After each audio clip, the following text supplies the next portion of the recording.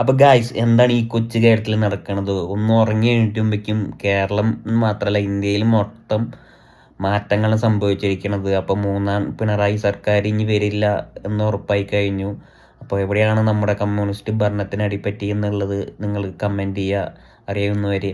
അപ്പോൾ എനിക്ക് പറയാനുള്ളത് നമ്മുടെ വിജയുടെ വിജയത്തെ പറ്റിയാണ്. ശരിക്കും പറഞ്ഞാൽ എനിക്ക് തോന്നുന്നു ഒരാളും പ്രതീക്ഷിച്ചിട്ടുണ്ടാവില്ല, അത്രയും ഹാർഡ് കോർ വിജയ് ഫാൻ പോലും ഒരിക്കലും പ്രതീക്ഷിക്കാത്തതാണ് നടന്നിരിക്കുന്നത്. ഞാൻ പോലും 10-20 സീറ്റ് കിട്ടുമെന്ന് മാത്രമാണ് പ്രതീക്ഷിച്ചുള്ളത്. അപ്പോൾ ഞാൻ പറഞ്ഞു വന്നത് ശരിക്കും പറഞ്ഞാൽ വിജയുടെ രാഷ്ട്രീയത്തെ പറ്റിയിട്ടല്ല, പുള്ളിയുടെ ആ സെൽഫ് കോൺഫിഡൻസ്. നല്ലതേ നടക്കും, വെற்றி നിശ്ചയം, വെற்றி നിശ്ചയം, വെற்றி നിശ്ചയം. എനിക്ക് തോന്നുന്നു നമ്മളടക്കം എല്ലാവരും പഠിക്കേണ്ടത് അതാണ്. കാരണം വിജയുടെ എല്ലാ ഭാഗത്തുനിന്നും വിജയ് ഇറങ്ങിയത് ഒരു മോശം തീരുമാനമായിട്ട് തന്നെയാണ് പറഞ്ഞിട്ടുണ്ടായിരുന്നത്. പക്ഷേ അതൊക്കെ തള്ളിക്കൊണ്ട് പുള്ളി പല ട്രോളുകളും നിങ്ങൾ തന്നെ കണ്ടുകൊണ്ടായിരിക്കും പ്രചാരണ സമയത്തൊക്കെ.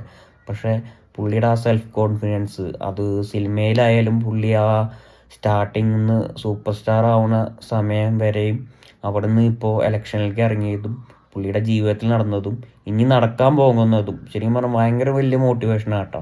അതും സമ്മതിച്ചു കൊടുക്കാൻ വേണം. അപ്പോൾ അത് നമ്മളെല്ലാവരും പഠിക്കേണ്ടതാണ് വിജയെന്ന്.